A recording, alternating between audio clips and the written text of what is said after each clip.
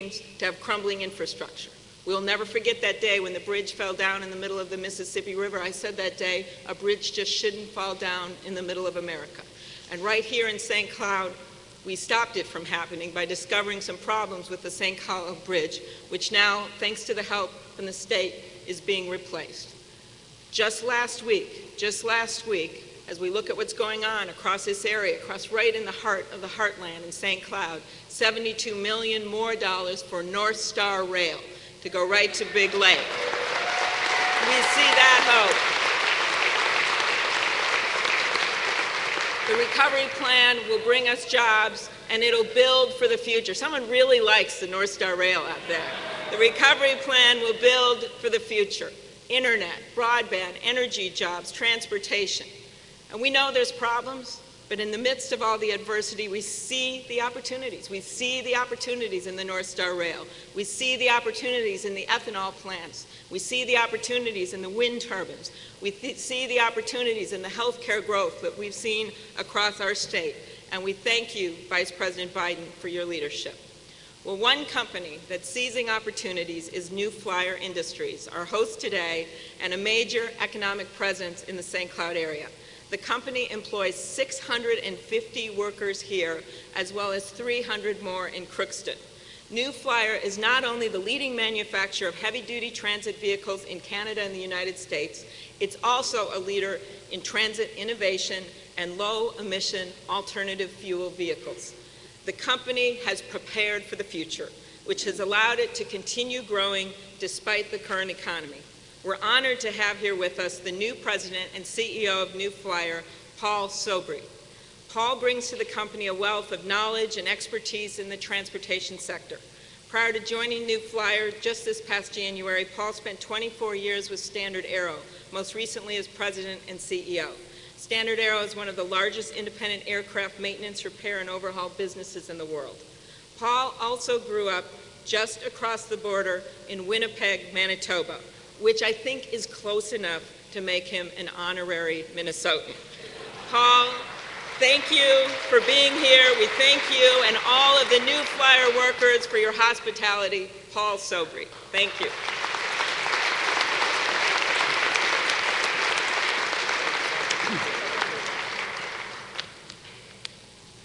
Thank you, Senator. Vice President Biden, distinguished members of our middle class task force, Secretary LaHood, Secretary Duncan, Secretary Donovan, Secretary Visak, and former Vice President of the United States, Walter Mondale. What an opportunity for New Flyer. Let me also introduce and acknowledge a few very important people and part of our team. The chair of our board of New Flyer of America, the Honorable Brian Tobin. We have the leadership of our local labor partners, the Communication Workers of America, and specifically our local president, Dave Rock.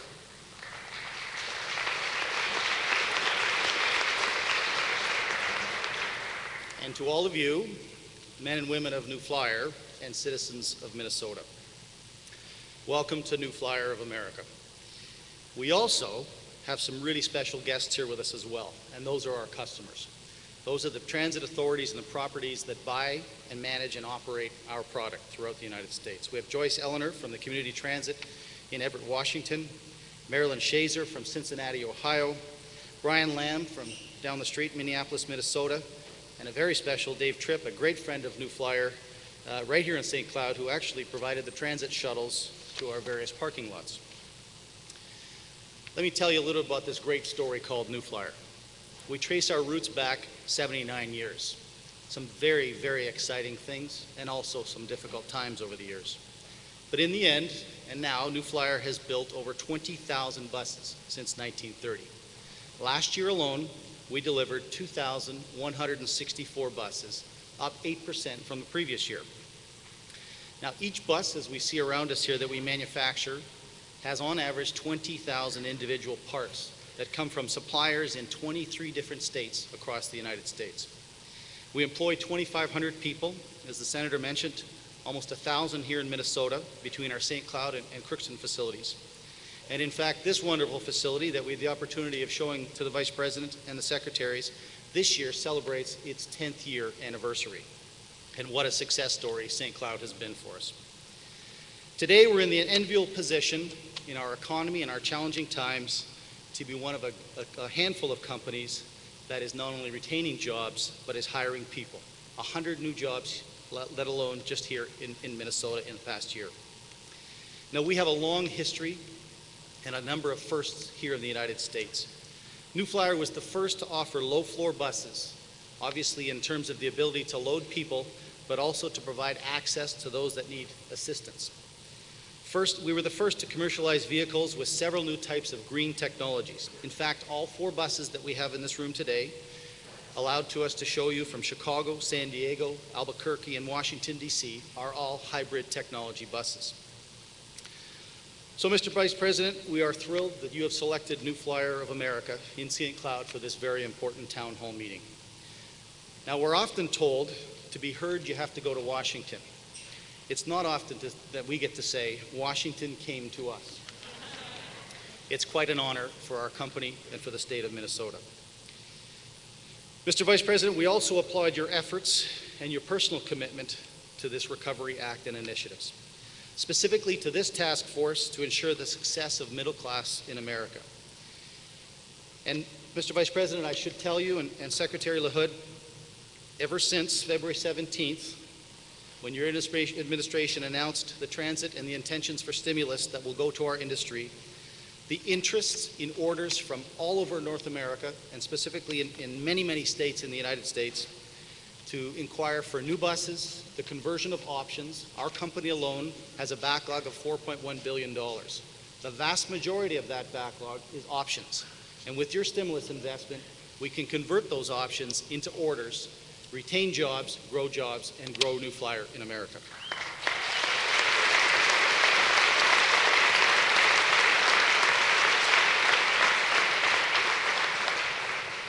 So if you're wondering about effectiveness, the ball has now started in a very, very big way. Members of the task force, make no mistake.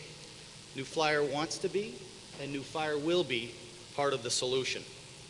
We are betting as a company on the economy, on the recovery plan of the Obama and Biden administration, and all the things that you're trying to do. You can count on our unequivocal support to be faster, cheaper, and build better buses for our customers throughout the United States.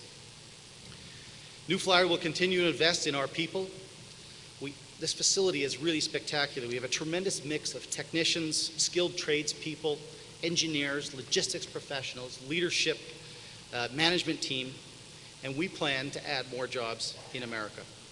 We will continue to invest in our facilities and in our technology, and we'll continue to commit an investment of both financial as well as moral support in partnerships with our suppliers and our customers to explore environmentally new and friendly technologies that will reduce America's dependence on foreign oil.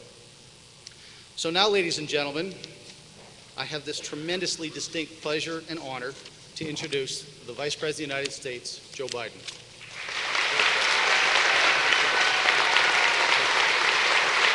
Thank you very much.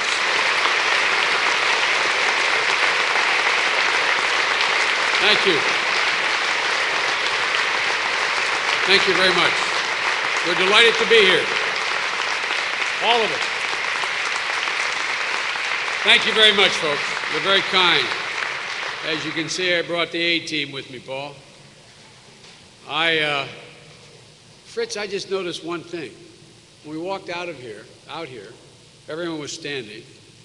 And when Senator Klobuchar spoke, everyone remained standing. As soon as Paul came on, they sat down. I was literally going to turn to my staff and say, why don't these people have seats? I just want you to know, in 37 years in the Senate, no audience ever stood for me. I don't. They got it back. That's the only reason I ever thought about running for governor. When a governor comes out, even if they're lousy, you have to stand for them. You know what I mean? Senators, but I tell you what, this is a powerful lady behind me here, folks. Powerful lady.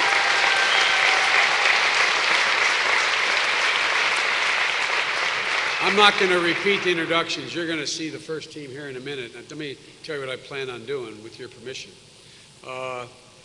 We're anxious to get to questions. I have a few opening comments to make. We're anxious to get to questions. When we do, I think you're going to find President Obama and I have assembled one of the finest cabinets that any president and any administration has put together.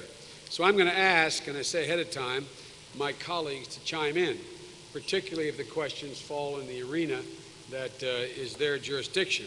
We also have, we just confirmed a new Secretary of Commerce, but we have with us today, and he's out in the audience, Rick Wade. And Rick, when it comes to questions and comments, don't you hesitate to come around and jump in too, okay? Because he's been essentially the acting secretary up to now. It's great to be back in Minnesota, and it's great to feel the energy among all of you and the CEO of this company. And it hasn't waned a bit, that energy, since I was last here.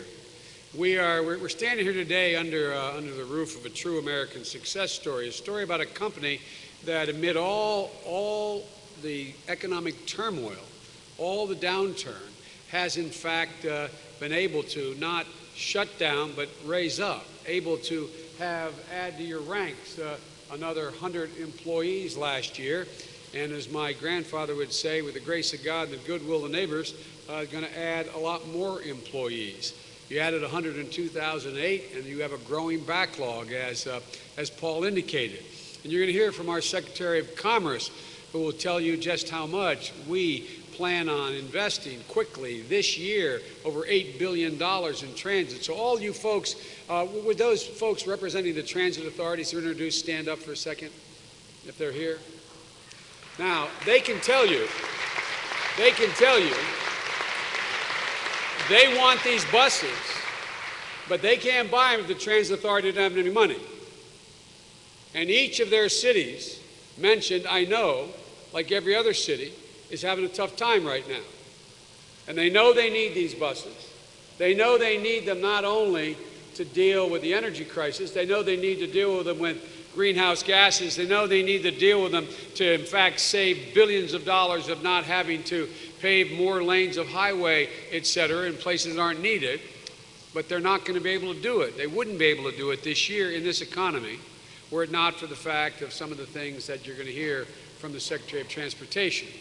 You know, New Flyer are pioneers here. You're a model, in my view, for other businesses looking to do what they can do, not just to get through this tough climate, but you're going full speed ahead and hopefully going to be the first ones down the road, the new road of prosperity, which will come. You are.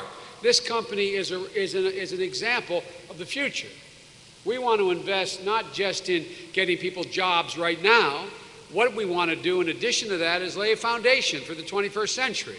Lay a foundation in areas that are going to allow us to grow in ways that will allow us to continue to lead, not only in America, but lead the world in new technologies and new capabilities. And so this is an opportunity. Barack, the president, often says, you know, out of every calamity comes an opportunity. Well, there's a great opportunity here while we're dealing with this urgent need we have. But because of the recession, local governments, as I mentioned, are having trouble. They're having trouble across the countries. They're slashing their budgets. They're cutting back on workforce. They're cutting back on needed spending. And that's why the Recovery Act is providing the help to local governments, as I said, including $8 billion specifically to local governments to fund their mass transit systems. In other words, to buy the buses you're going to make, hopefully allowing all those cities that express an interest. It's not a question whether they want your buses. They've already indicated they want them. They put in, they've said, we want to buy this bus. We're telling you ahead of time. And what we're going to do is help them have the money to be able to do what they need to do. Now, Senator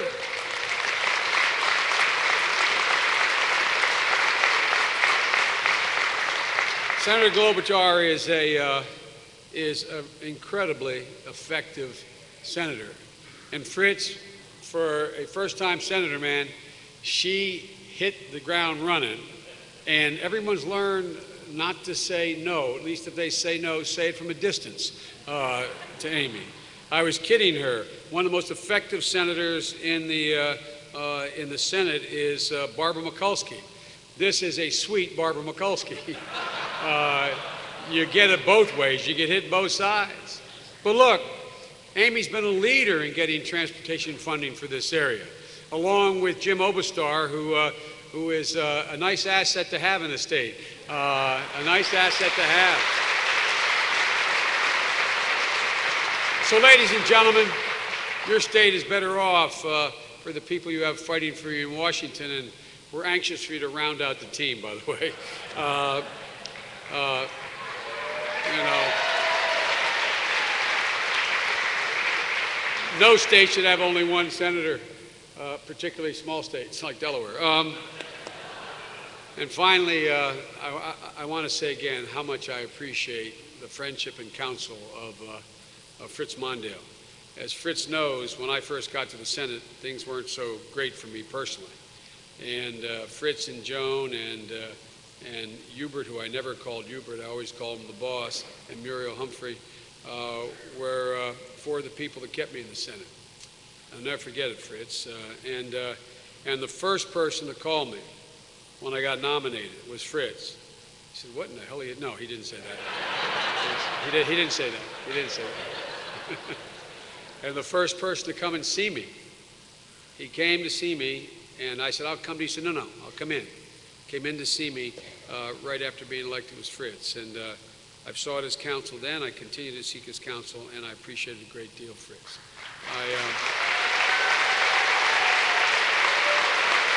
So, no one's been more helpful for me as I got ready to sit behind that desk, and I appreciate that all that you've done, not just for me, but what you continue to do for the country, what you continue to do for the administration. Perhaps the greatest lesson I learned from Vice President Mondale is there's always more to understand. There's always more to do. And there's always a new way of looking at the world, and it's just smart to keep your eyes open and listen. And that's why we're here today. We're here to listen. Our eyes are open. We're here to hear. We're here to what's on your mind. We're here to hear what you think we should be doing over the next 4 years to help, which is the measure of a success of our administration. You've heard us say it before. We will measure our success, whether it's 4 or 8 years, based on one thing: whether or not we've been able to raise the standard of living for middle-class people. That is the measure of success. And we've got to get this nation growing again.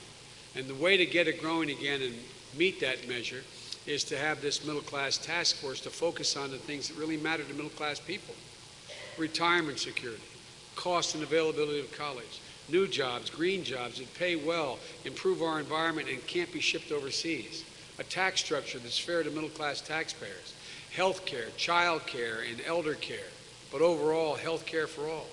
But in the meantime, that's when this middle-class task force was set up. The president asked me right off the bat would I head up this task force. And that's why I'm one of the few times, Fritz, I've been, and these folks have been incredibly cooperative. Not often a vice president gets to call cabinet meetings, but we call them regularly. They're all in the deal. They're all in the deal here. They run the show, not me, but we meet every week and or with their representatives to find out what within their agencies, what within their secretariats, what is it that they're looking to that deals with these problems that are going to affect middle-class people. But in the meantime, things turned out to be a lot worse than anybody thought they were going to be in terms of the economy. So we had to get to work equally quickly is digging ourselves out of a very, very deep hole, or put it another way, getting a very long ladder to get us out of a very deep hole that we've been dug into over the last 8 years or maybe longer. And that's why we put in place some pretty bold policies. Bold policies are always subject to criticism, or they wouldn't be bold.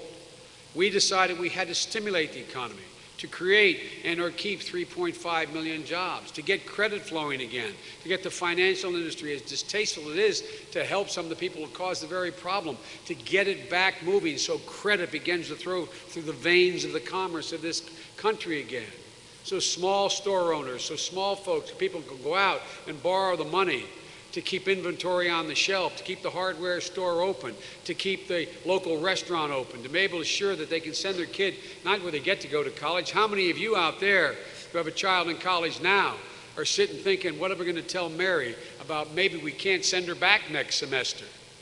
What about it? It's not just my high school child, am I going to get him there? Even those who got there, pretty hard to stay there because credit has been seized up. We decided we had to deal with home foreclosures that have skyrocketed in the faces of subprime mortgage debacle. And a lot of you get frustrated, and I don't blame you, because you had your mortgage for a long time. And we're out there helping people who just got a mortgage, they're going under. But guess what? A couple foreclosure signs go up on your block. Your property values, they plummet, as they have here, not plummeted. They've gone down in Minnesota, they've gone down in Delaware, they've gone down all over America. And we also did one other thing. We decided we had to lay out a budget, an honest budget. We haven't had honesty in budgeting for a long time. So we laid out a budget. No malarkey, lay it out straight. You all probably don't even know it, but the last 8 years, every budget submitted, they submitted no money for the war in Iraq, no money for the war in Afghanistan, no money for natural disasters, knowing it was there. So they'd hide it and come back with, quote, a supplemental budget. After the fact, say, by the way, we need another $180 billion, and then another $220 billion. It's hard to do what we did, but the president insisted on it. He laid out a budget that said, this is what it's going to cost this year, and we're even going to factor in the cost of natural disasters. They haven't happened, but we know they happen every year. So, ladies and gentlemen, we laid out a budget. And in that budget, we laid a new foundation for economic growth in the 21st century. You can't grow this economy without taking care of health care. You can't grow this economy in the 21st century without an energy policy. You can't grow this economy without a better educated public than we have today. And you can't grow this economy with a budget deficit that is ad infinitum into the future unless you impose tough budget disciplines. None of this was easy. And here's what happened. What happened was these two efforts, the Middle Class Task Force, which was set up first, all of a sudden get merged with another responsibility I've been given. And that is to chair this effort to wisely spend over $780 billion, account for it with transparency and accountability. So today there may be a little bit of confusion because some of you are going to ask us questions, my experience is correct, about the middle class, but some of you are going to ask questions about the immediacy of the needs that we have and what our stimulus package is doing. These two efforts overlap. So they've made my responsibilities for the Middle Class Task Force and the implementation of the American Recovery and Reinvestment Act merge. We've built into this Recovery Act, which we're going to talk about in a second, those things that will create and maintain jobs, but also, as I said earlier, hopefully lay a firm foundation for a new economy in the 21st century here. We create 3 to 4 million jobs. We double renewable generating capacity for renewable energy over the next 3 years, enough to power an additional 6 million American homes. We built 3,000 miles of new transmission lines, a new superhighway of electricity connecting renewable energy sources out in the plains through wind, for example, with the major municipalities. You can't do it now. It doesn't get there. We undertake the largest weatherization program in history. Why? Because it saves billions of gallons over time of oil. It reduces our dependence. It creates jobs that can't be exported, that are here at home. We're doing that for 2 million homes. We computerize America's healthcare records, reducing medical errors, saving lives, and in the process, saving tens of billions of dollars. We upgrade thousands of schools, which Secretary Duncan will talk about. We renovate and modernize them.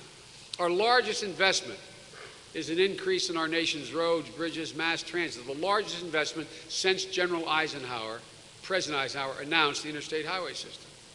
And we cut taxes on 95% of the workers in America. We give you a renewable tax credit, refundable tax credit of $400 for individuals, $800 for married couples. We expand the earned income tax. We provide $2,500 in what we call American Opportunity Tax Credits to help pay for college, and tax credits for first-time home buyers to purchase homes. Ladies and gentlemen, we're going to make sure that what has happened in the last expansion does not happen again. And I'll conclude with this. You see, there used to be a basic deal we had in America. And the deal worked really well from 1947 to around 1972. And the way it worked was we said, as productivity increases, the people who caused it to increase, all of you, would share in the benefits. Yet productivity increased by 20% because of y'all. 20% between 2001 and 2008. But you didn't get anywhere near 20% of that growth. You saw these god-awful salaries. You saw middle income, the middle class, middle income people. They didn't get a 20% increase. They actually had their earnings fall $2,000 over those 8 years. Well, folks, we're not only going to survive this current recession.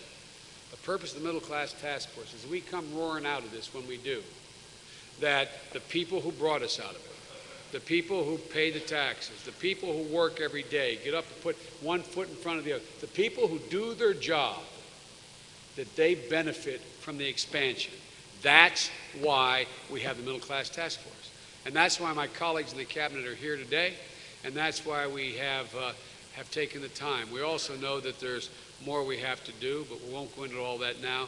The reason we're here is we're here to listen, hear your questions. We have laid out a pretty detailed plan. You may think some of it can be improved on. If you don't like some of it, let us know. You may have other ideas. Or just, and I say just, it's not just, tell us your stories. Tell us what it is you need. Tell us what you're facing. Because that's the best way we can decide how to move on from here. Ladies and gentlemen, the most valuable thing I ever found when I was a United States Senator for 36 years, part of a 37th year, was holding town meetings. Because people tell you what's in their mind, and you learn more there than you learn by sitting down with a lot of experts who are really good folks, but you learn more. So ladies and gentlemen, why don't we get started on this conversation as soon as I introduce each of my colleagues. Each of you would, in what order? Start with you, Gov. Our Secretary of Agriculture, a former governor of the great state of Iowa, has a few comments to make.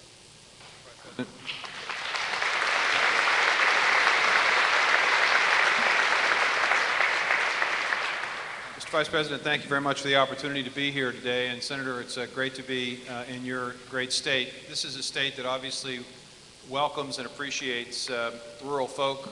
65 million Americans live in rural America, and the Recovery and Reinvestment Act that Vice President talked about speaks directly to the needs of rural Americans. In this state alone, we have just recently invested $7.5 million in loans for farmers, 50% of them to beginning farmers who are just getting started.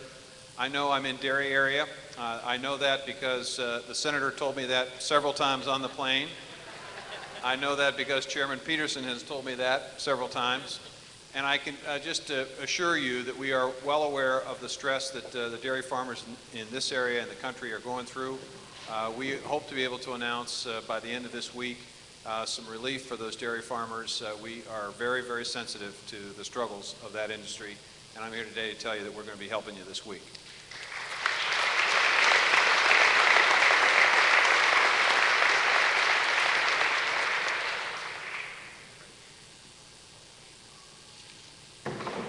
Secretary LaHood. Well, thank you. He's got all the money.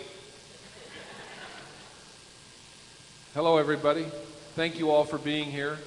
I want to thank the Vice President for inviting me to be a part of his team, and the President to be a part of his team to help America get back to work. We at the Department of Transportation are really working with transit districts all over the country to get the $8 billion that we've been allocated in the recovery plan out the door, into your hands and into the hands of those that are going to be buying buses and really providing the kind of transportation that now has become the transportation of choice for many, many Americans. You all know that when gasoline prices went up, people got out of their automobiles, got onto buses like we see here, and light rail and other forms of transportation, and they liked it because it was convenient, because it was comfortable, and because it was on time. And even when gasoline prices have come down now to around $2 a gallon or below, people are still riding buses.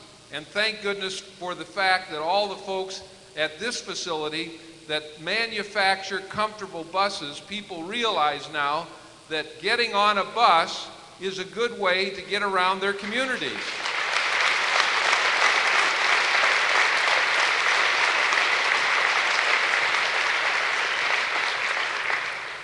We at the Department of Transportation were provided $8 billion for transit, and we're working directly with transit districts around the country to make sure that they have the resources they need to provide new buses in communities if that's what they want, to provide money for facilities if they need a bus garage or if they need other facilities, the money can be used for that, and no match. I mean, the money comes directly to the transit district. So this is a good bill, and it is a bill that I believe with the highway money that will be used, $28 billion that we're working with highway folks on, the transit money, $8 billion, airport money, $1.5 billion, $8 billion put in directly by the president for high-speed rail because he knew the vice president had a real interest in high-speed rail, and between the two of them, we're going to have high-speed rail in America and for the first time become the model.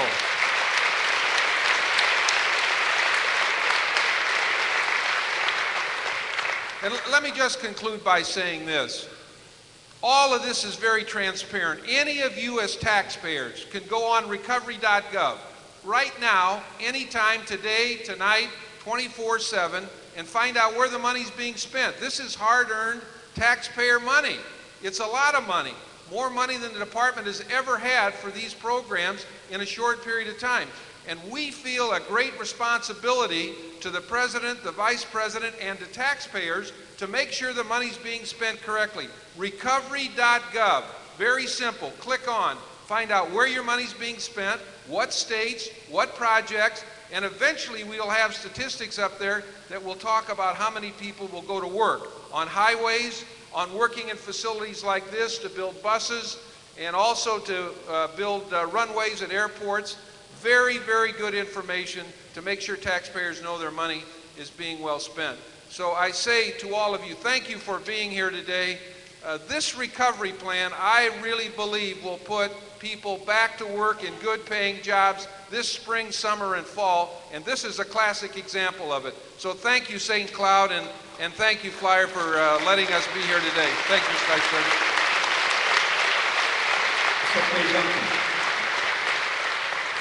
And by the way, this guy can play some basketball. Thank you so much, Vice President, for all of your leadership, and we're thrilled to be here. This is a state that values its children, and this is a state that values public education a great deal. And so I want to thank you for that tremendous commitment. Graduation rates are going up, gaps in achievement are going down, all the trends are going the right way, and I know how hard that work is. I want to thank you for that extraordinary commitment.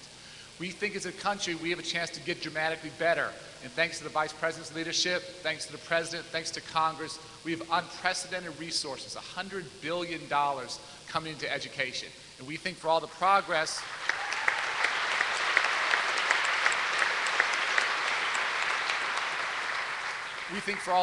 we're seeing, we have a long way to go. And I fundamentally believe the only way we get to a better economy is we educate our way to a better economy. And we're prepared to do that. There are three areas in which we want to concentrate. A huge focus on early childhood education. We're going to invest $5 billion in early childhood education. I'm convinced that might be the best money we spend. The more we help our children early and help them get to kindergarten ready to read and ready to learn, the better they're going to do. From K to 12, we want to get dramatically better. We know all the challenges of No Child Left Behind. I lived on the other side of the law for 7.5 years. We know it wasn't fair. We know it wasn't funded. There's very significant money coming in, billions of dollars, to dramatically improve what we're doing there.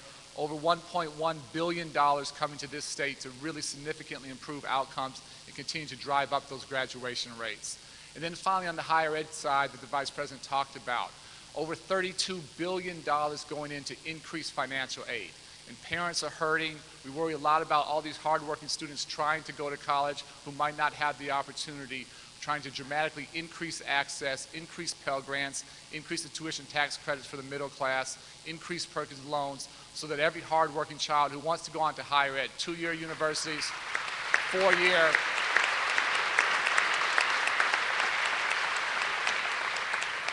trade school, whatever it might be, whatever those aspirations are, we want to support this. So going forward, an extraordinary opportunity. The obvious question is, when is the money coming? The money's coming in the next 30 days, coming very, very fast. We get money out to the states. We cannot see class size skyrocket. I worry a lot about that. A huge amount of the stimulus money can be used to save teacher jobs. We want to keep moving forward. We don't want to take a step backwards. We have to keep our teachers teaching. We have to keep our students learning. Thank you so much. Secretary Donovan of Housing and Urban Affairs. Thank you, Vice President. I want to talk to you today about 3 quick things that we're doing at the Department of Housing and Urban Development to help the middle class as part of this task force. First of all, I announced yesterday with my colleague Secretary LaHood that we are going to be forming a new partnership to try to join up the work that we're doing on the transportation front with the housing front. And you might say, well, what difference does that make to the middle class? But think about the fact that today, for the average working middle class family, housing and transportation make up almost 60% of every single paycheck, almost 60%. And so we've got to work together, not only each of us alone, but together to make sure we can bring down those bills for the average family. Think about if we can help local communities build more housing near transit, what do? We raise the demand for these buses built here, increase orders, very important. Think about North Star nearby. Develop housing nearby, what does that do? Bring down transportation costs, give you more time with your families, key areas that we can work together in partnership to help the middle class. Second thing that we can do, I don't need to tell you that homeownership is the key part of the American dream.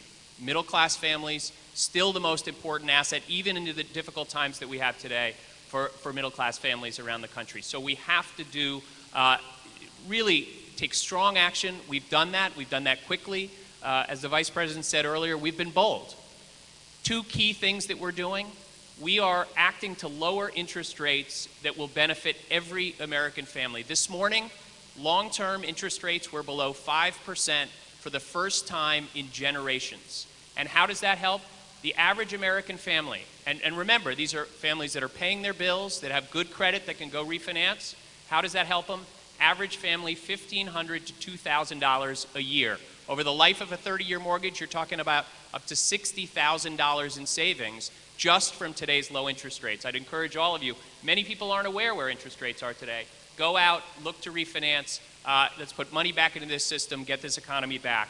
But we also have to help the families and the communities that are struggling. You heard the Vice President say it very eloquently. If we can't deal with the foreclosure problem, we can't help get this economy back on track. And so we're doing 2 things about that. We're going to stop foreclosures and bring them down substantially. We think we can help up to 7 to 9 million families through our housing plan to stop those foreclosures.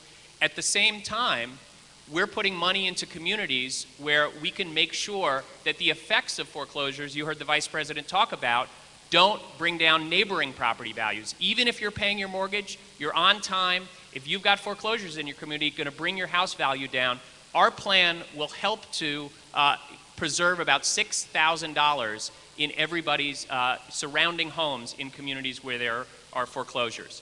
Today, the President is in California announcing over $700 million to help communities deal with the impacts of foreclosures. Within 10 days of coming into office, we released $55 million to Minnesota for exactly that purpose. We also announced, that's right, the President is also announcing today a new website available for those who want to go in, find out if they're eligible for our plan, makinghomeaffordable.gov.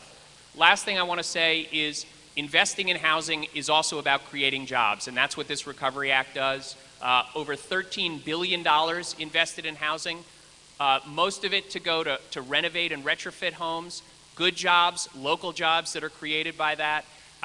We're acting fast under the leadership of the Vice President. 75% of that money went out within 1 week of the bill being signed, $135 million allocated to Minnesota alone within the first week of the bill being signed.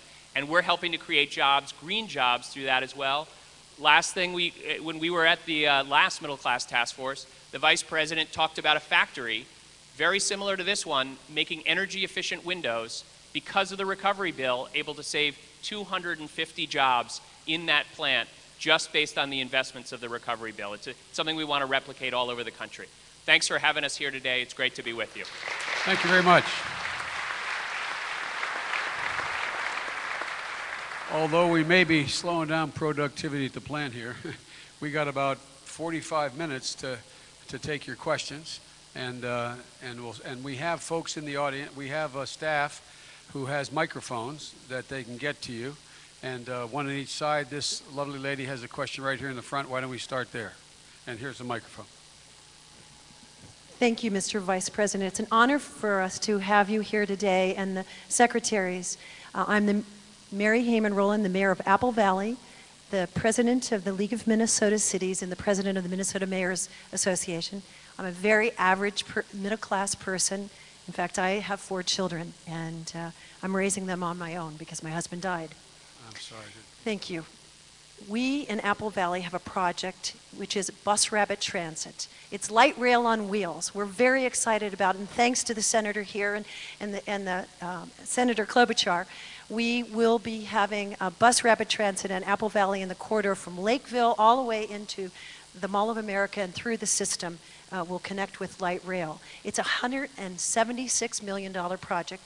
It will employ 2,100 people in the first phase.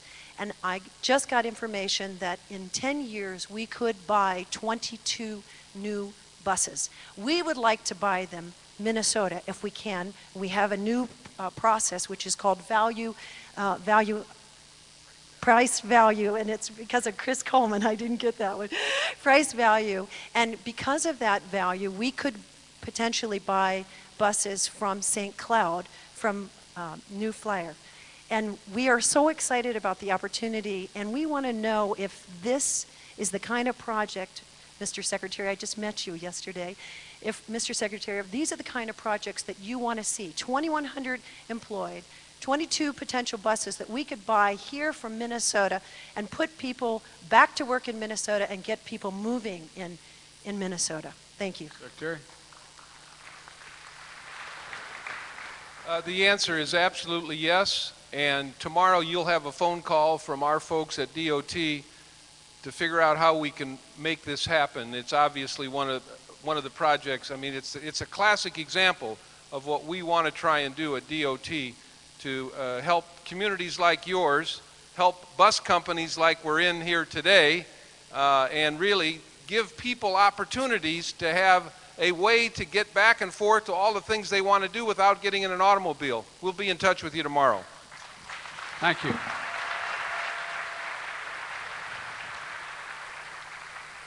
Gentleman right here. Sir. Hello. We are very glad to have you in central Minnesota today.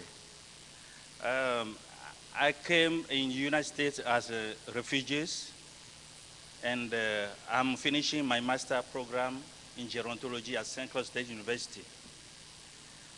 My question is, right now I'm doing my internship with Hand Across the World, which provide adult education to immigrants.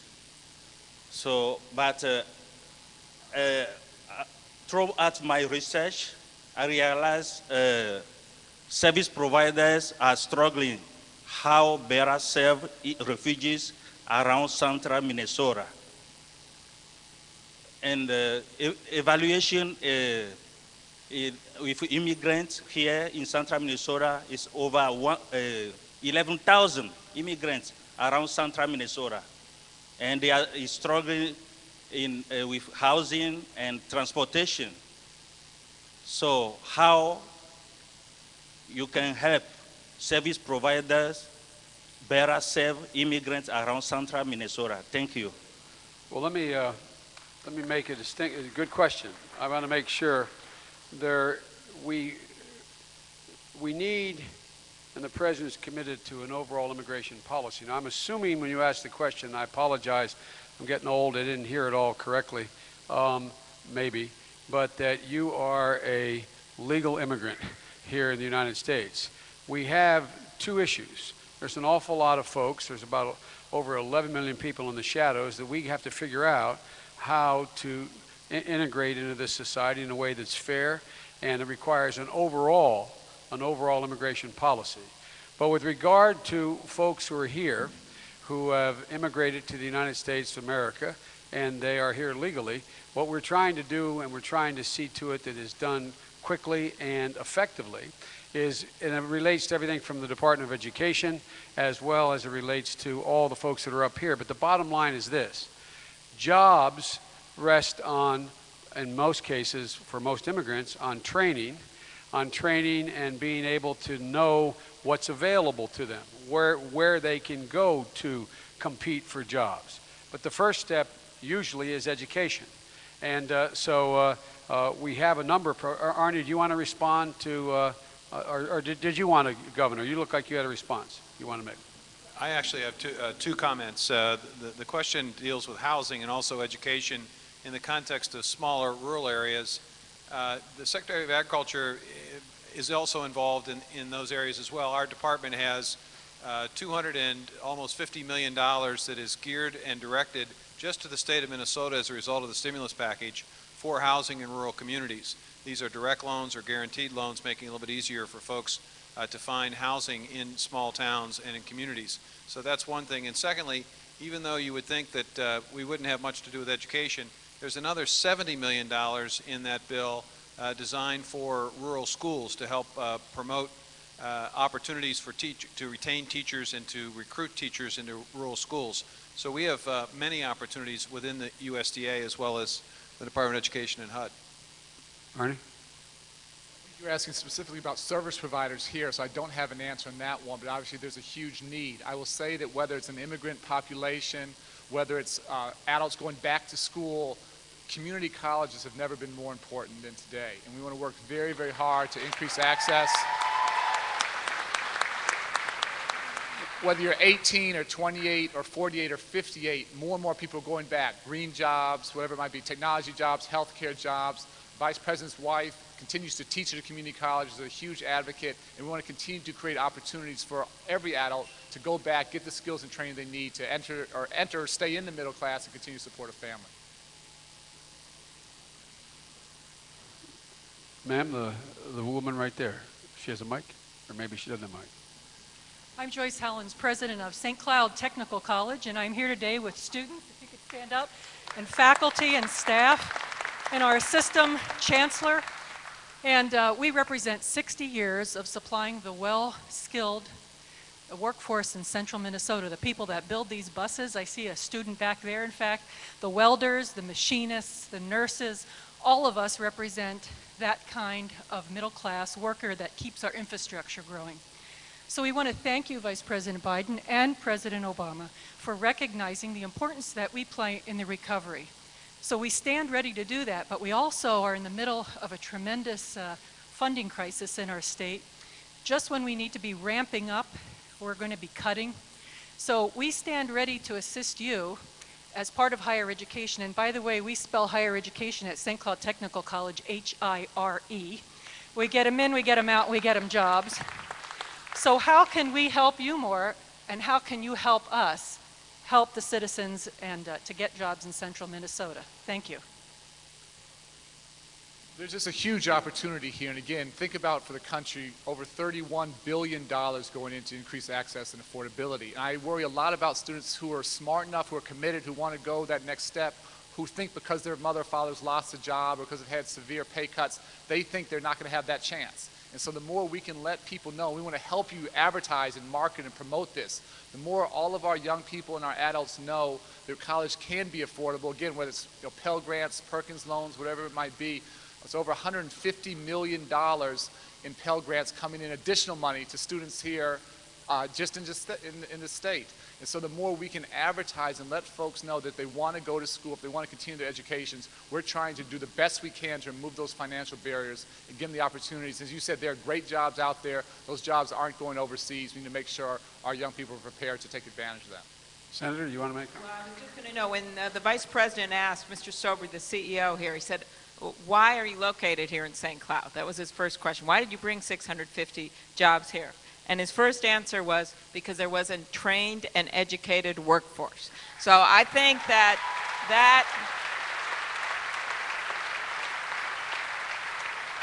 The importance of education, you can see a direct match there with this economy, the importance of your community college, the workers right behind us that got educated here. And that's why this bill brings, the Recovery Act, $1 billion in total education funding to Minnesota. We understand that importance as a direct link, and we have to support all of our community colleges. Thank you. And I would just add one piece to that. You said that there's a lot of pressure on your community college, your technical college, because of budget constraints that the local government agencies have. The point that Secretary Duncan made, there's a lot of money in here for people to be able to go to a technical college. The more money available that students can apply to your college and have the cash to get there, the less drain on the resources. You have additional resources coming into your college. The reason why so many private, particularly small private universities are in trouble is the credit markets have seized up, as well as people have lost jobs. So to send that young man or woman back to that small college that's not heavily endowed, some very good small colleges are in real deep trouble of wondering whether or not they're going to survive because of this. But it relates to, in large part, students' availability. The reason they're in trouble is students are dropping out. One small college I will not mention, but they told me that of all this time their enrollment is down for the incoming class by 600 people. Well, they only have an incoming class usually of 1,500 people. That's enough to break the bank. So I want to connect the dots here, as we say. You have economic difficulty, but if there's 2, 5, 10, 20, 100, 200 students who didn't think they could enroll next year or stay for the next year in your community college, able to do it because of the money made available in this education funding piece, then it's going to relieve the burden on laying off people and a lot of other constraints you have on the college. So it's all connected. But if I appreciate the Secretary referencing my wife. If I were not an advocate for community colleges, I would be sleeping with my new puppy, German Shepherd puppy. It's a real simple proposition in my household. She's been teaching for a long time now, and 4 days after we were inaugurated, she was back in a classroom in a different community college in Northern Virginia after having taught in Delaware. So we are committed, literally and figuratively, to community colleges, technical college. All the way in the back, the gentleman in the red shirt there. I got it.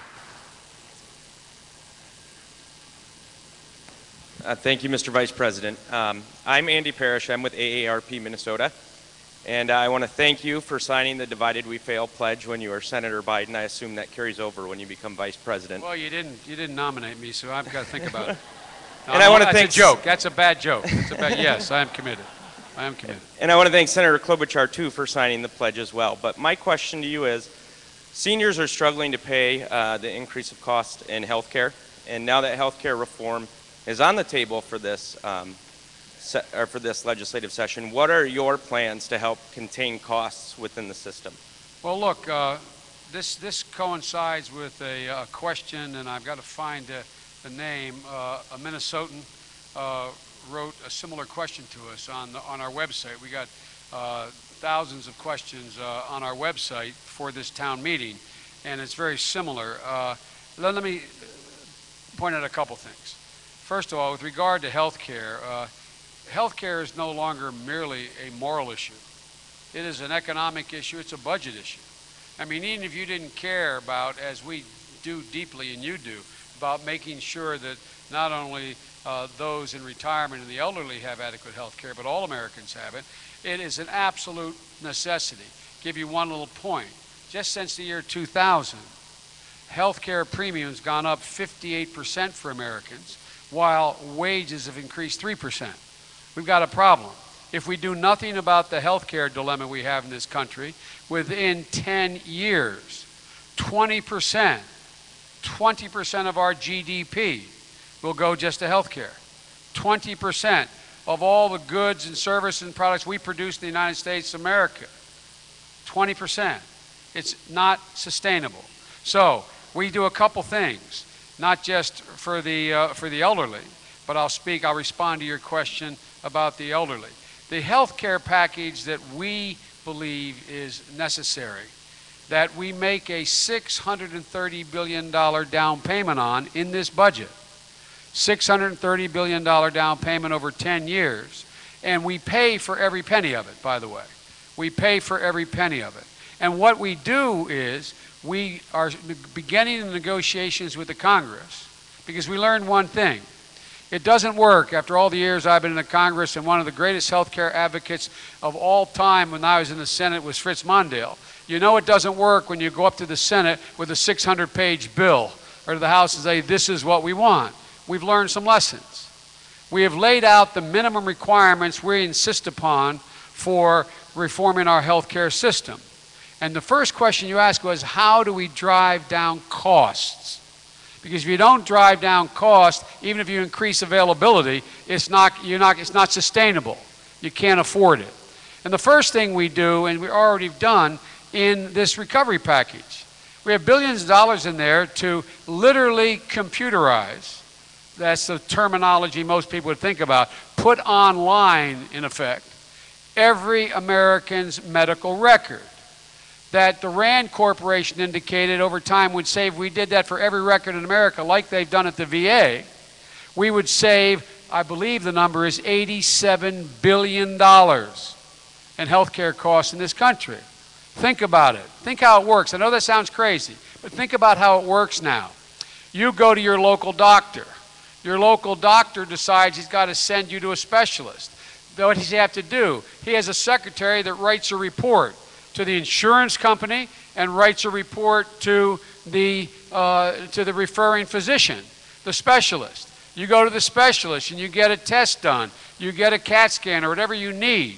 What happens? A form, now there's 2 secretaries that have to be hired, raising the cost of this transaction. And they then send a report to the insurance company, and they also have to send a report to the hospital. You get to the hospital. They do it all over again. It's in writing.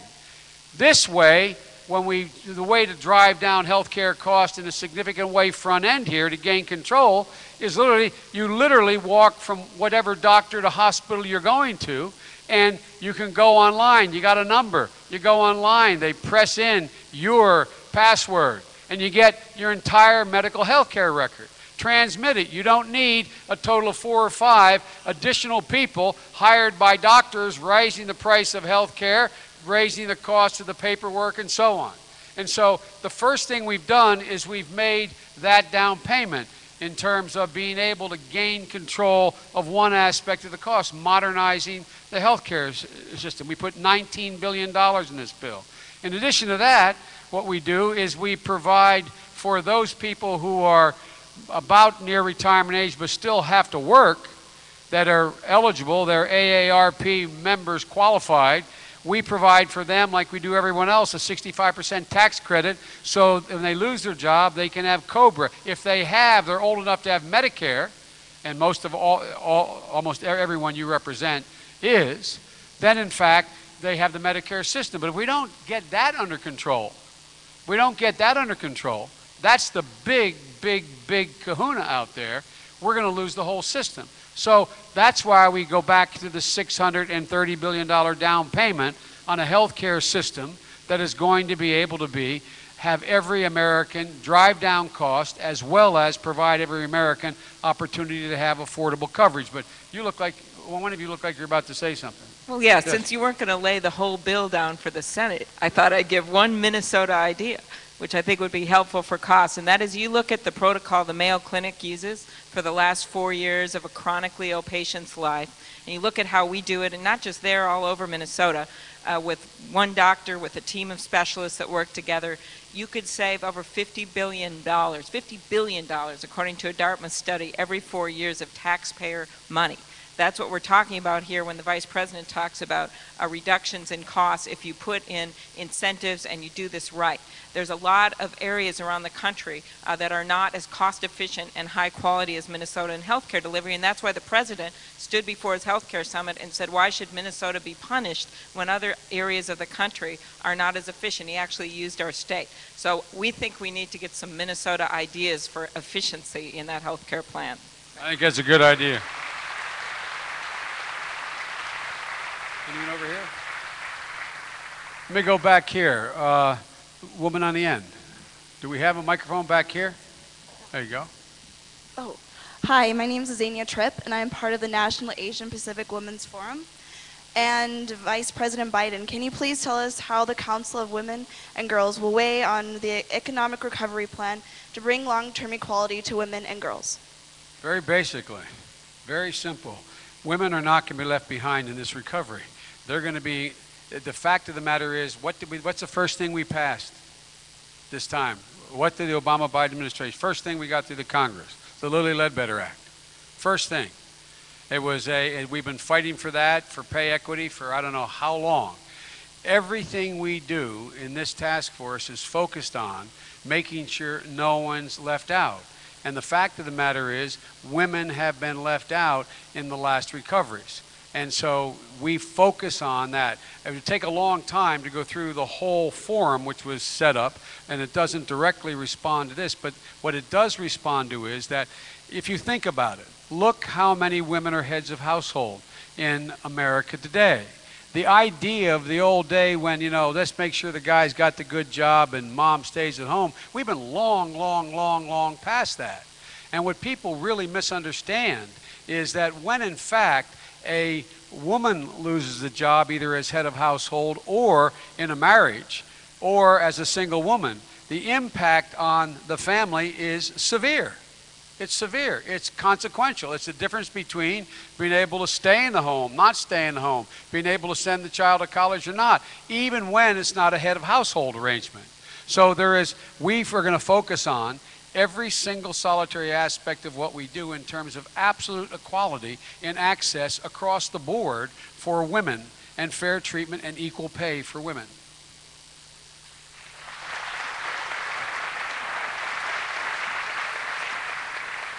I don't think you also want to eliminate the possibility of women-owned businesses. This administration has made a real commitment to the development of small business. In the stimulus bill, in my area, in the ag area, we received several tens of millions of dollars that can be made available in grants and loans for small micro-enterprise, for small business in rural communities. So my hope is that people will see not just looking for jobs, but also looking for the opportunity to be their own boss. And I think that there are tremendous opportunities for women in that particular area. Secretary LaHood. I also want to point out that some of us men in the cabinet were invited to a very, very important event at the White House about 10 days ago when the president signed an executive order creating a task force on women to be chaired by one of his top advisors, Valerie Jarrett, who is one of his top assistants in the White House, and the executive director is an Asian woman from Chicago who came to the White House to work with the president. Now, we were allowed to sit in, I think, row 3, but gathered up there with the president, and sitting in the front row was his wife, and he talked about the challenges that women face today that work, that have children, and gathered with the president that day as he signed this order was a number of members of the Senate, a number of people from his cabinet, all women, and this administration will play a very significant role in highlighting the importance of women in the workplace, in the home, and in many other aspects of our society, led by an Asian woman in the White House and also led by an African-American woman, both of whom work for the president. So I think the commitment is there from President Obama and Vice President Biden. Mr. Secretary.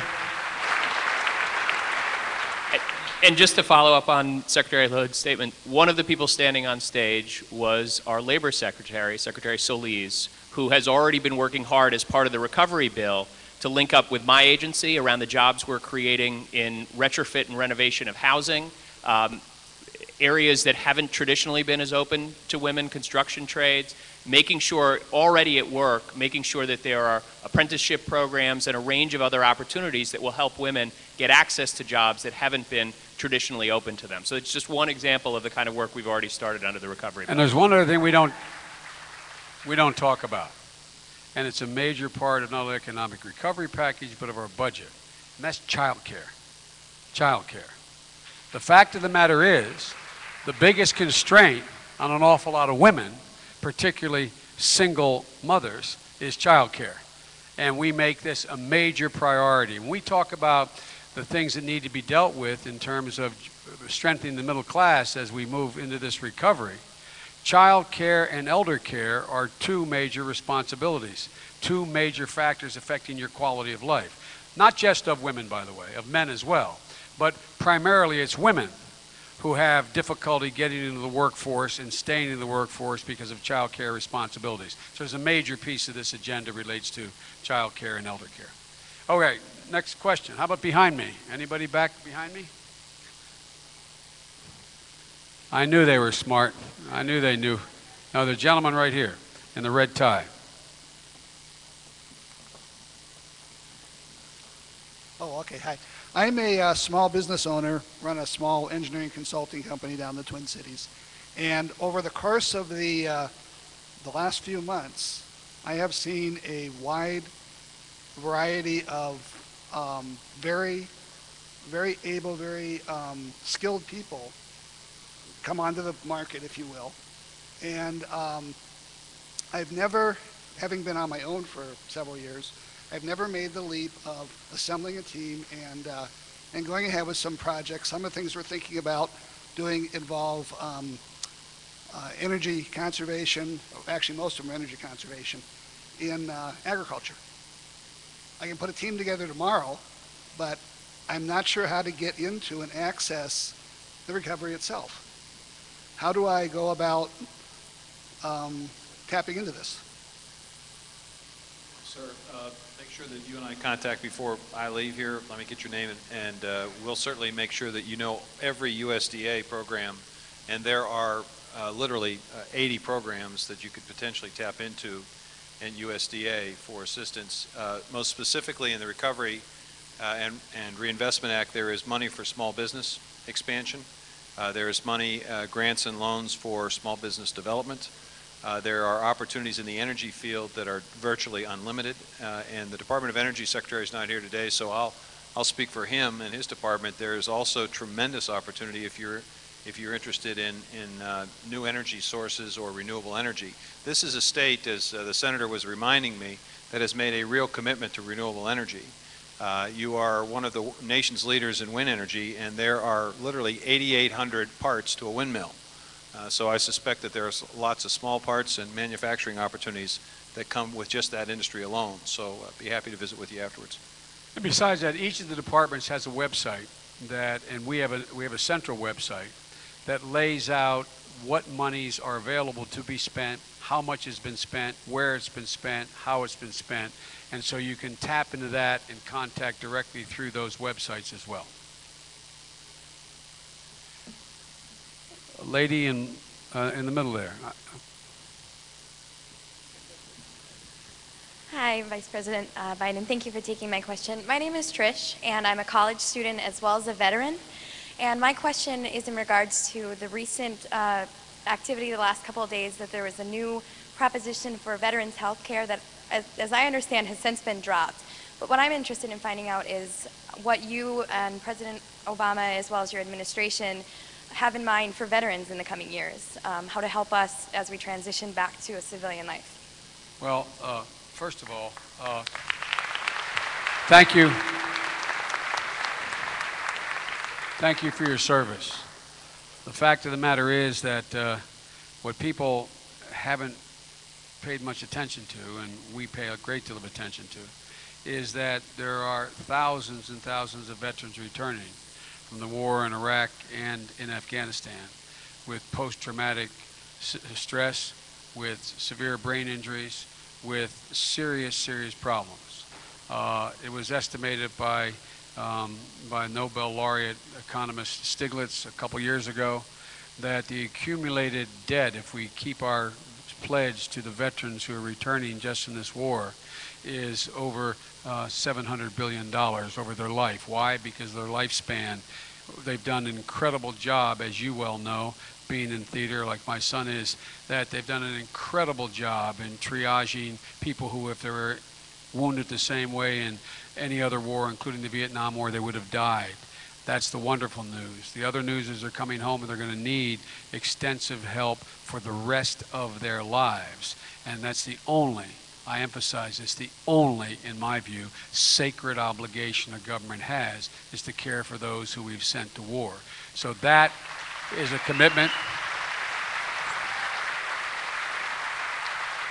We vastly increased the money for the VA.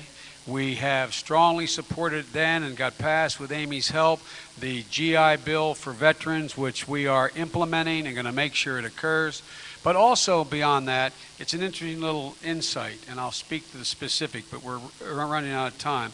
It's interesting insight.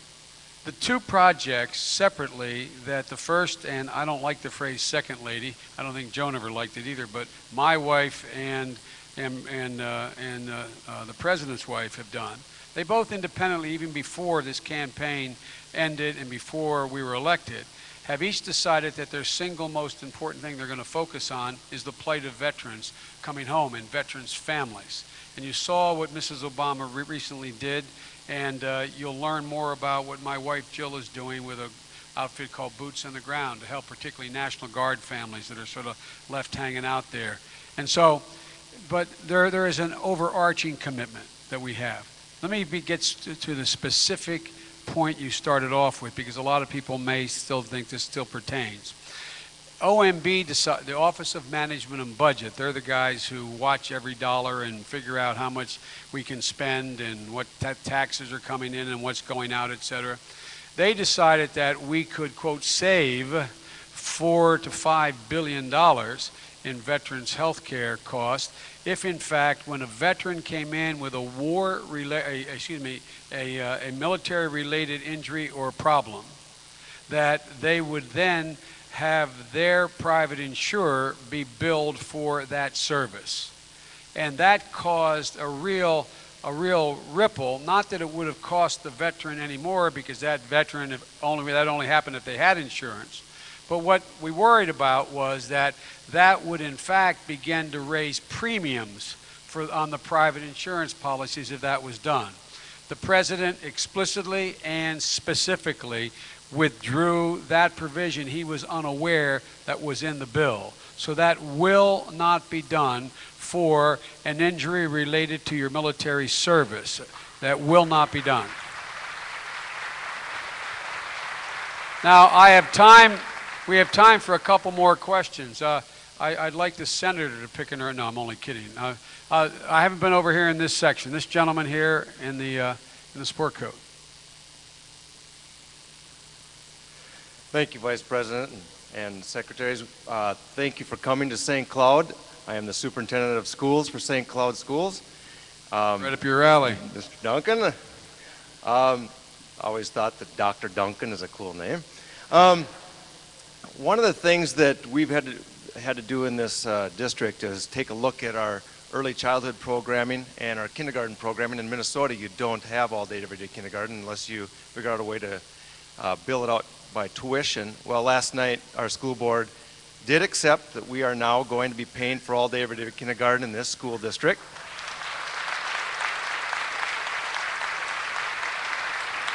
Because we see such an important need for that, and that's our future. But one of the things that we recognize too is that because of mobility and because of our kids coming to us from all over Minnesota, all over the United States and outside the country, but especially all over the United States, early childhood family education and Head Start and special education, how can we be assured that all of our 3- and 4-year-olds all over this country are getting that solid Head Start so that the gap isn't there when they start?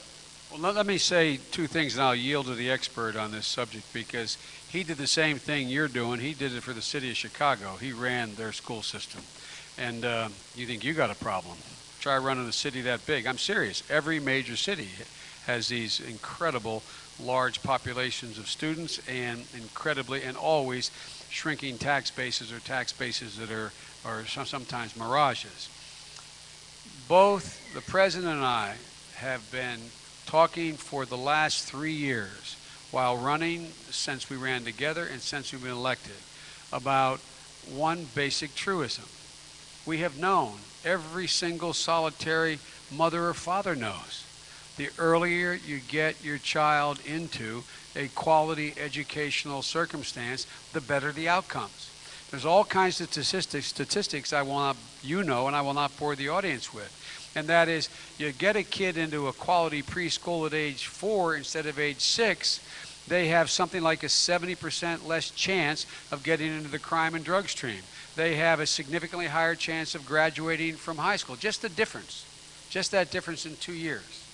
And so we've known it for 35 years, 40 years. We've never nationally done anything about it. We are now, and I'll let Secretary Duncan talk about that for a second. That's why my job is so fun. These guys get it. So we have to do two things. We have to dramatically increase the quantity of seats available. There are many places where there aren't seats available. And let me just commend your board and your leadership. We have to have full-day kindergarten. That's a no-brainer. So it's an investment. It's tough in tough economic times, but it's absolutely the right thing to do. We can't just increase the number of seats. We have to make sure those are quality seats. And so we have to make sure this is not glorified babysitting, which in some places it is. We have to make sure that everyone hits kindergarten in 5 with their literacy skills intact and their socialization skills intact. So we're going to put a lot of this $5 billion into increased professional development, into making sure people have the credentials and the degrees to offer and create quality early childhood seats. And if we do that, if every kindergartner hits kindergarten ready to learn, ready to read, knowing how to interact with their peers, it'll make that kindergarten, that first grade teacher's job dramatically easier. So we're absolutely committed to doing that. And again, thanks to these guys' leadership, $5 billion on the table to increase access and to dramatically drive up quality. Okay, I haven't gotten here. I apologize. Is this, what's the time situation? One more question. That means we can do 2. We'll take you, sir, and then I'll go back to the middle. It was good to hear so much talk about North Star. It comes from Minneapolis and it stops at Big Lake. That's about 30 miles from here. My question is, can we get the department heads together to get either Homeland Security money, defense budget money, or some funds so that we get that train to come all the way to St. Cloud, keep on going north, and go all the way up to Brainerd or to Camp Ripley. We have a nuclear plant 30 miles from here. If we ever need to evacuate, we need trains and we need buses as well. But my question is, can the Obama-Biden administration in the next 4 years get that train all the way up here? Thank you. Well, let me tell you what. I'm going to yield Secretary LaHood for a second. I can't guarantee you you're going to make a local decision, the money you have, whether it comes here. We can't dictate that. But I'll tell you what, our hope and expectation is you're going to have rail and high-speed rail that's going to be able to take you from Minneapolis to St. Louis and to Chicago. And there are high-speed corridors throughout this country, 5 major corridors that Fritz has heard me talk about since I was a young senator. I am a kind of a nut on rail. We invest a great deal of money in rail.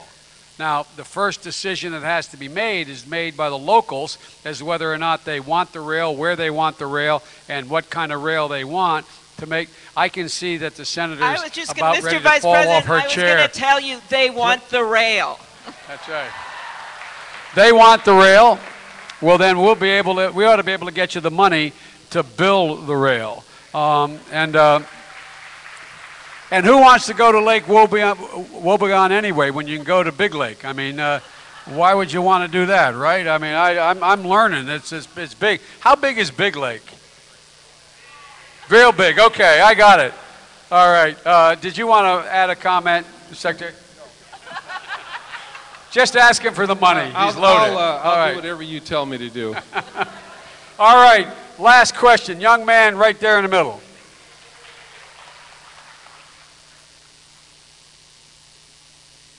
Get a microphone to him. I have a question pertaining to special education. Well, English has a section language programs at my school. We really don't have adequate funding, I think, to get all these local immigrants, mostly among the Somali population, the education and the acceptance among our student body. And I'm wondering what kind of programs we have in place or that we're going to get with this bill that'll help out with, integrating these people into our society and our communities? Well, I should have my wife here. She teaches at a community college. English is a second language. But anyway, why don't I yield to Secretary Duncan? No, you go ahead.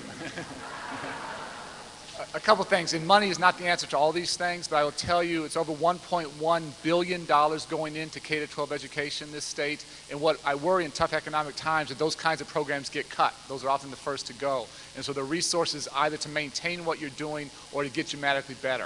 And it's so important that students have a chance to get acclimated to the country, that there are immersion programs, that they're taught English and really have a chance to enter the mainstream of society. We had schools at home where you had not just one language, but 35, 40 different languages spoken in one school. And to see the extraordinary skill of those adults work in a very short amount of time, get those students really feeling comfortable here. There are students that showed up, like here in the winter, who never had shoes before. How do you give them clothes? How do you do those basic things before you talk about learning to make sure that students are comfortable, feel accepted, and feel part of the community? So part of the answer is resources, unprecedented resources coming out. Part of it is really a willingness and a culture to address some of these very nitty-gritty issues and help these students really feel like they belong. And where adults are committed, these students go on to do extraordinary things. But it's a two-way street here. He may be able to get you the money, but the local district and the local school, they have to be committed to making it work.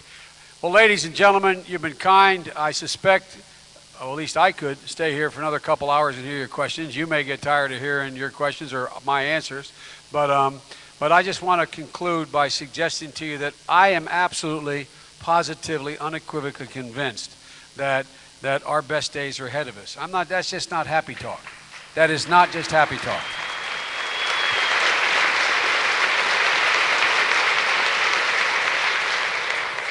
There's a number of questions we didn't get to that people sent in on the website that related to other aspects of retirement, related to manufacturing jobs, how we keep them, related to how the Recovery Act actually will ultimately work out.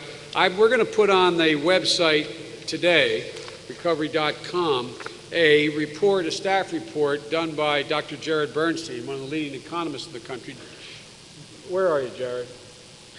Oh, he's so leading he left on a bus. But Jared was here. But it's called American Recovery Reinvestment Act, Helping Middle Class Families. And it is a relatively short report, but it's about 15 pages. But I commend it to you. If you're interested enough and took enough time to come here, you may find some answers to some of the questions you did not get to ask in this report. And as I said, you all have spoken. Now it's time for us to act. Look, the President and I, we know what will really heal our troubles, and that's with women and men like the people assembled here being able to have the opportunity to have a decent paying job. It's all about jobs. And whether or not we're going to be able to have an economy in the 21st century that generates jobs that are not just jobs. For example, during the Industrial Revolution, we generated a lot of jobs in the late 19th and early 20th century. But it wasn't until we had minimum basic human rights and requirements and decency attached to how those jobs had to be compensated. It wasn't until, quite frankly, we had a union movement. It wasn't, quite frankly, until we set minimum standards that they became good jobs. They became good jobs. They became good paying jobs. In Scranton, Pennsylvania, where I'm from, turn of the century, there weren't a whole lot of good jobs in the mines. They became good jobs before coal was no longer able to sustain that region. But it's about good jobs.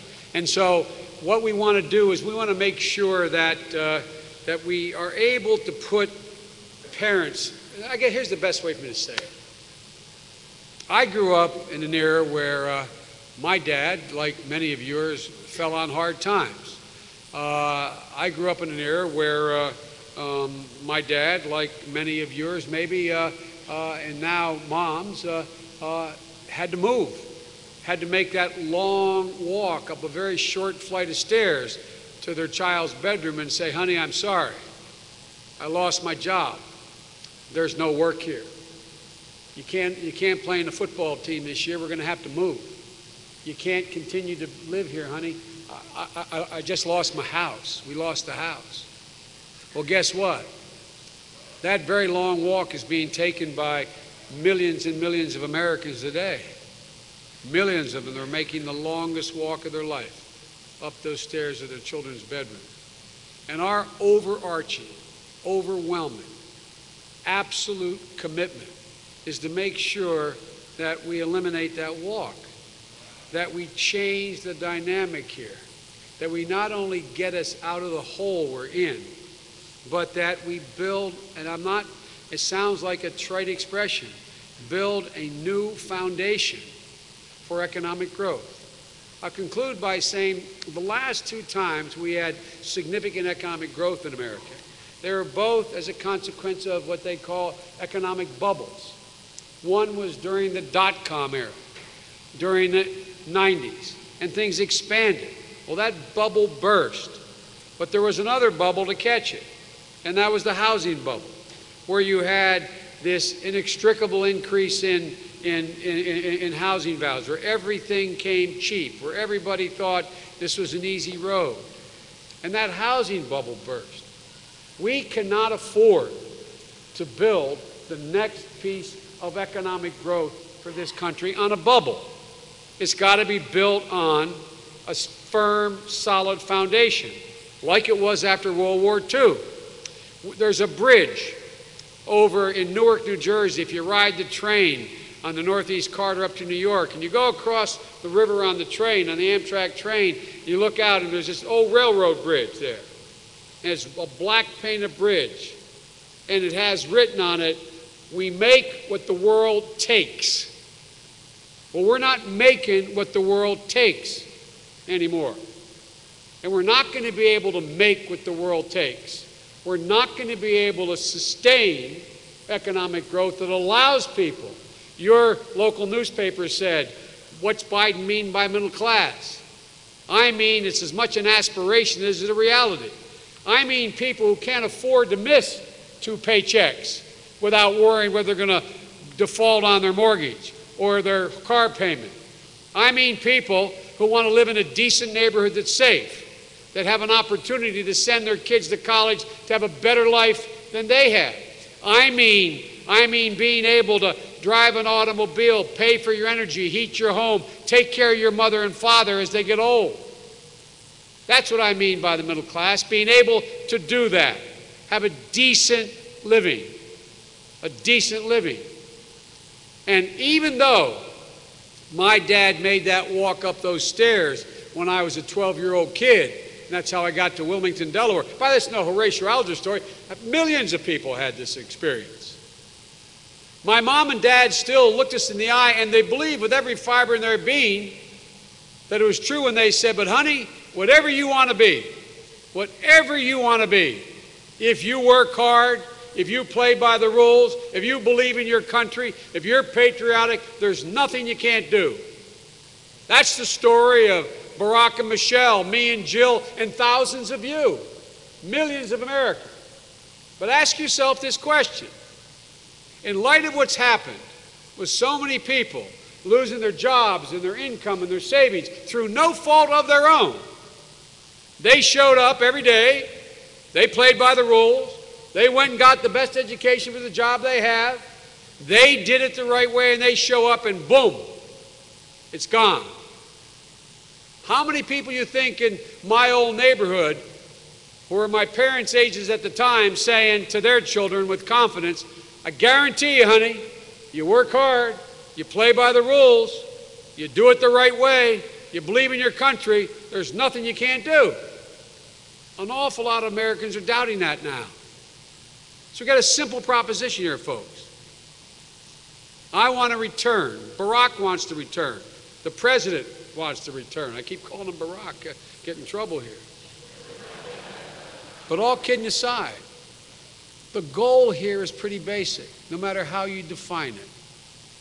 It's getting back to a point where the vast majority of mothers and fathers in the United States of America, during the period of our administration and beyond, feel enough confidence to say with confidence when they look at their child, if you work hard, if you play by the rules, if you love your country, if you look out for one another, there's not a single thing you can't do. That has been the story of the journey of America from the beginning. And this is the first time in my lifetime a number of Americans up until recently have wondered whether that's still an accurate assertion to make to your children. I am absolutely, positively confident that we can restore that. And not because of us, just if we tap in to the grit, the determination, the will of the American people. American people aren't afraid. You're not afraid. You know there's no easy answer to these problems. But what we're going to try to do for you is just tackle them head on. Tell you the truth. Lay out where we are and try to find a roadmap that is a way out and over this time. Because folks, never, never, never, never, never have the American people ever let their country down. Never. Not one single time. So folks, we're on our way. This is the beginning. It's not just these modern fuel-efficient buses. It's not just building these highways. It's not just educating our kids. It's about believing in ourselves again. You can believe in us, and I guarantee you we believe in you. Thanks for giving us the forum here to talk to you.